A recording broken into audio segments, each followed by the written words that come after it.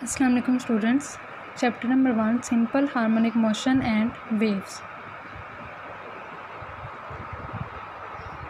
Topic simple harmonic motion and motion of spring attached to a spring. Simple harmonic motion होती क्या है और ये किससे बिलोंग करती है और इसका फंक्शन क्या होता है, वर्किंग कैसे करती है, ये स्टार्ट करने से पहले इसकी जो बेसिक टर्म्स हैं जिससे ये डील करती है उसका डिस्कस करना ज़रूरी है कि इनका इस पे इफ़ेक्ट क्या होता है। सबसे पहले वाइब्रेटरी मोशन, जो कि मोशन की एक ऐसी टाइप है जिसमें बॉडी क्या करती है, टू एंड फ्रो मोशन में मूव करती है, यानी कि बॉडी आगे पीछे किसी भी ऑब्जेक्ट के मूव करती है।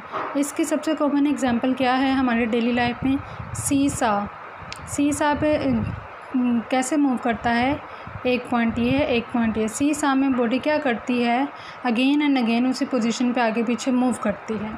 इसकी अनदर एग्जांपल क्या है, जब एक क्लॉक है, क्लॉक का पेंडुलम है, मूव करता है तो वो भी अपनी पोजीशन के इर्द गिर्द बार बार अपनी मोशन को क्या दोहराता है। ठीक है। अच्छा, अब वाइब्रेटरी मोशन का सेकंड जो नेम है वो ऑसिलेटरी मोशन भी है। ऑसिलेटरी मोशन या फिर सिंपल हार्मोनिक मोशन, तीनों टर्मिनोलॉजीज इसके लिए यूज़ होती हैं। Vibratory motion, oscillatory motion and simple harmonic motion. अब सिंपल हार्मोनिक मोशन का जो केस है वो कहाँ पे यूज़ होता है कि डिफरेंट टर्मिनोलॉजीज़ में, कि आप किसी भी ऑब्जेक्ट की जो मोशन है उसकी वर्किंग कैसे होती है, वो किस पॉइंट पे किस पोजीशन पे कैसे मूव करता है, उसका एक्सेलेरेशन कहाँ इंक्रीज़ करता है, वेलोसिटी का क्या इफेक्ट होता है, उस ऑब्जेक्ट की मोशन क्या होती है, इससे डील करती है। हमारे पास जो यहाँ पे डेली लाइफ में जो एक एग्जांपल है कॉमन, वो है स्प्रिंग के। जैसा कि टॉपिक से ज़ाहिर है, motion of mass attached to a spring. यहाँ पे हमारे पास एक अपरेटस है। अपरेटस में यहाँ पे क्या दिखाया गया है डायग्राम में, कि एक मैस है, मैस को किसके साथ अटैच किया गया है, स्प्रिंग के साथ। अब इनिशियली मैस कहाँ पे है, ज़ीरो पोजीशन पे, रेस्ट पोजीशन पे है, तो यहाँ पे मैस मोशन कंडीशन में नहीं है। तो इस पोजीशन को हम किससे रिप्रेजेंट करेंगे, पोजीशन ओ से। ये इसको हम कहेंगे डायग्राम ए। अब इसकी पोजीशन क्या करेंगे, हम चेंज करेंगे। जैसे ही हम इसकी पोजीशन चेंज करेंगे, अब ये सेकंड है, इसको हम बी डायग्राम से रिप्रेजेंट करेंगे। बी डायग्राम से रिप्रेजेंट कैसे कर रहे हैं, यहाँ पे इसी मैस को हमने क्या किया है, स्ट्रेच किया है। जैसे ही हम स्ट्रेच करेंगे तो ये अपनी पोजीशन को क्या करेगा, चेंज करेगा। जैसे ये पोजीशन चेंज करेगा, स्ट्रेच करेंगे तो जिस पोजीशन पे आएगा इस पोजीशन को हम नाम दे देंगे ए, पोजीशन ए यहाँ पर।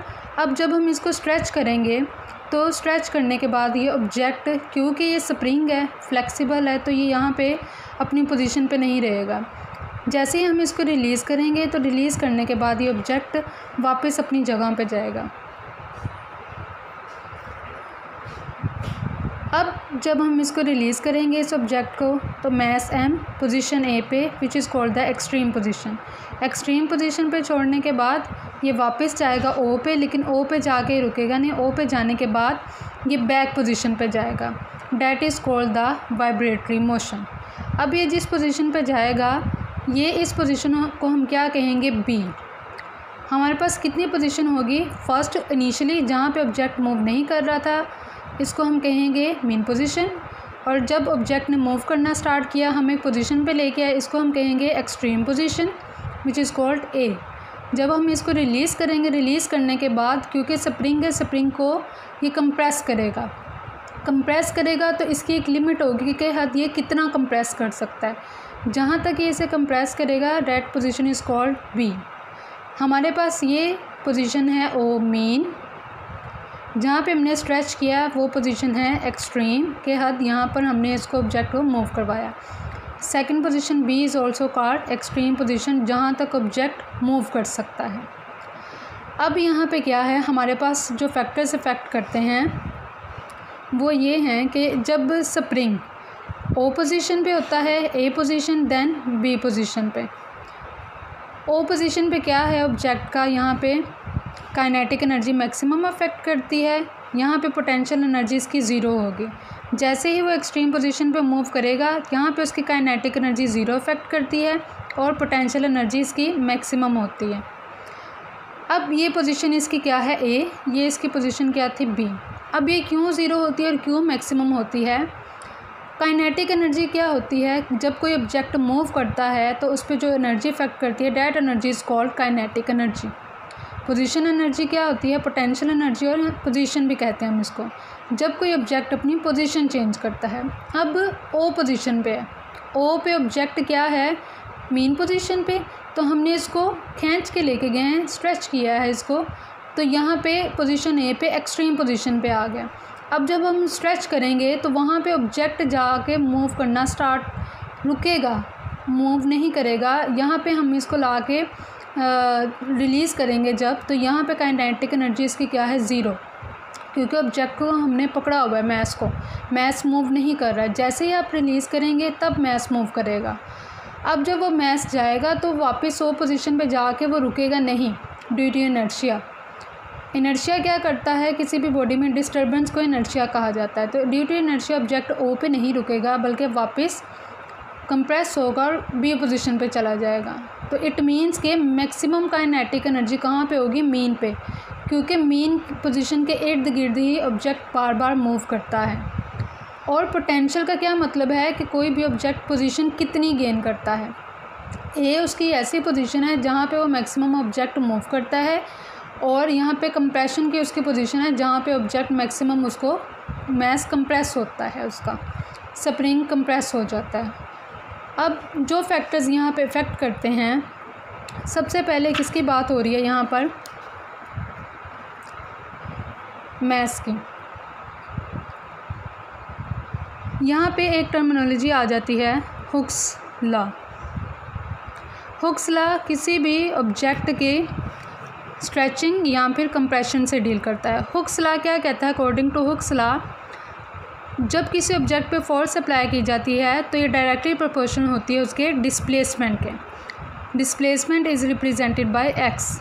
अब यहाँ पे एफ किसको रिप्रेजेंट कर रही है? फोर्स को। एक्स रिप्रेजेंट कर रहा है डिस्प्लेसमेंट को। यहाँ पे नेगेटिव साइन है। नेगेटिव साइन का मतलब है कि ऑब्जेक्ट आगे और पीछे अगेन एंड अगेन अपनी मोशन को रिपीट करता है, जिसको हम सिंपल हार्मोनिक मोशन का स्पेशल केस कहेंगे, मोशन ऑफ अ स्प्रिंग। अब डायरेक्टली प्रोपोर्शनल को जब भी हम फिनिश करते हैं तो यहाँ पे इक्वल का साइन और कोई कांस्टेंट आता है। F is equal to minus K X. Directly proportional का मतलब होता है कि एक चीज़ के बढ़ने से दूसरी चीज़ भी बढ़ती है। जब हम फोर्स अप्लाई करेंगे, जितनी फोर्स अप्लाई करेंगे उतना वो डिस्प्लेसमेंट कवर करेगा, जितनी फोर्स कम अप्लाई करेंगे उस पर डिस्प्लेसमेंट उतना कम कवर करेगा। अच्छा, ये हमारे पास क्या है? Force, spring constant. फर्स्ट इसमें शॉर्ट क्वेश्चन है Hooke's law, then spring constant K, X इसमें डिस्प्लेसमेंट। हम यहाँ से के की वैल्यू पर ड्राइव कर सकते हैं। एफ इज़ इक्वल टू के, एक्स इसके साथ मल्टीप्लाई हो रहा है, दूसरी साइड पे जाके डिवाइड हो जाएगा। ये हमारे पास आ गई इक्वेशन नंबर 1। अब हमारे पास क्या है यहाँ पे? क्योंकि ऑब्जेक्ट मूव कर रहा है तो according to second law of motion, according to second law of motion, F is equal to M में जब आप किसी मैस पे फोर्स अप्लाई करते हैं तो ऑब्जेक्ट एक्सेलरेट करता है। जब ऑब्जेक्ट एक्सेलरेट करता है तो इट मीन्स कि वो डिस्टेंस कवर कर रहा है, वेलोसिटी गेन कर रहा है, that is called the acceleration. F is equal to M में न्यूटन सेकंड लॉ के इक्वेशन। ये हमारे पास एक इक्वेशन आ गई। अब ये हमें पता है कि F इज़ इक्वल टू किसके हैं? एम में। पुट इन 1, इस वैल्यू को हम इक्वेशन नंबर 1 में पुट करेंगे तो ये हमारे पास आ जाएगी एम ए ओवर एक्स। इस इक्वेशन में हम एफ़ की वैल्यू पुट कर रहे हैं इज़ इक्वल टू के। हमने ये फाइंड करना है कि स्प्रिंग कितनी बार आगे पीछे मूव करता है, कितनी बार एक्सेलरेट करता है और कितनी एनर्जी गेन करता है, कितना डिस्टेंस कवर करता है।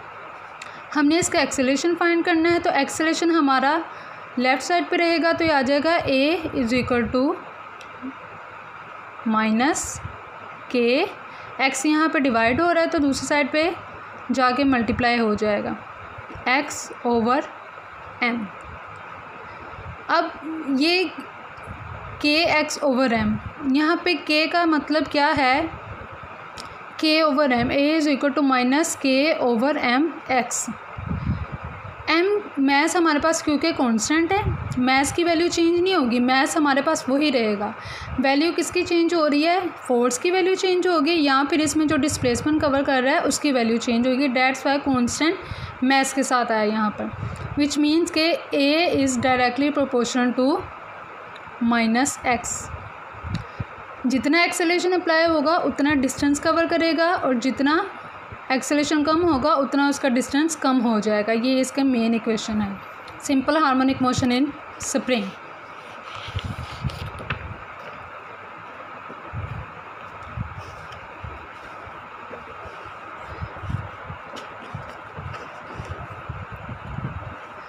अब यहाँ पे जो नेक्स्ट फैक्टर है इस पे इफेक्ट करता है वो है रिस्टोरिंग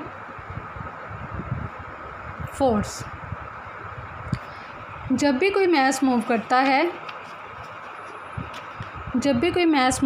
है तो ये ऑब्जेक्ट है, ये स्प्रिंग है, ये कंप्रेस होता है और स्ट्रेच होता है। इट मीन्स के पुश एंड पुल हो रहा है, टू एंड फ्रो मोशन हो रही है, जिसको हम वाइब्रेटरी मोशन भी कहते हैं, ऑसिलेटरी मोशन या सिंपल हार्मोनिक मोशन का स्पेशल केस भी कहा जाता है। अब यहाँ पे क्योंकि कहा जा रहा है कि object again and again push and pull हो रहा है, तो यहाँ पुश और पुल करने में जो फोर्स होती है इसको हम कहते हैं रिस्टोरिंग फोर्स। ऐसी फोर्स को कहा जाता है रिस्टोरिंग फोर्स। अब यहाँ पे डिफरेंट कंडीशन से फर्स्ट उन्होंने क्या कहा था, कौन कौन से फैक्टर अफेक्ट करते हैं। फोर्स अप्लाई करने के बाद ऑब्जेक्ट मूव करता है तो ये एक स्पेसिफिक पोजीशन गेन करता है। देन पोजीशन गेन करने के बाद काइनेटिक एनर्जी मैक्सिमम होती है उसकी मेन पोजीशन पे, और पोटेंशियल एनर्जी मैक्सिमम होती है उसकी एक्सट्रीम पोजीशन पे।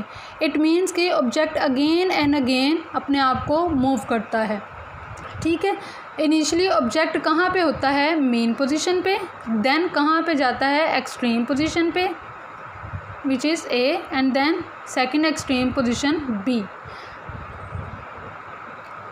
अब यहाँ पे ये जो पॉइंट है, यहाँ पे इसकी जो ऑब्जेक्ट की kinetic energy maximum, potential energy zero, क्योंकि यहाँ पे ऑब्जेक्ट आगे पीछे इसी पोजीशन पे मूव करता है, और यहाँ पे इनकी क्या है, एक्सट्रीम पोजीशन पे पोटेंशियल एनर्जी मैक्सिमम है, क्योंकि यहाँ इन पोजीशन पे ये मैक्सिमम अपनी पोजीशन गेन कर लेता है। अब वो कह रहे हैं कि अब आपने फाइंड करना है कि ये ऑब्जेक्ट यानी कि स्प्रिंग कितनी बार मूव करता है, अपनी मोशन को कितना रिपीट करता है। तो जो ऑब्जेक्ट मूव करता है कितनी बार, उसको आप क्या टर्मिनोलॉजी यूज़ करते हैं, टाइम पीरियड। टाइम पीरियड का मतलब है कि कोई भी ऑब्जेक्ट है जो सिंपल हार्मोनिक मोशन के अंडर मूव कर रहा है, वो ऑब्जेक्ट मूव करने के लिए कितना टाइम लेता है, that is called its time period. तो simple harmonic motion in spring में टाइम पीरियड फाइंड करने का फॉर्मूला है T is equal 2π√m/k, which is a formula of time period.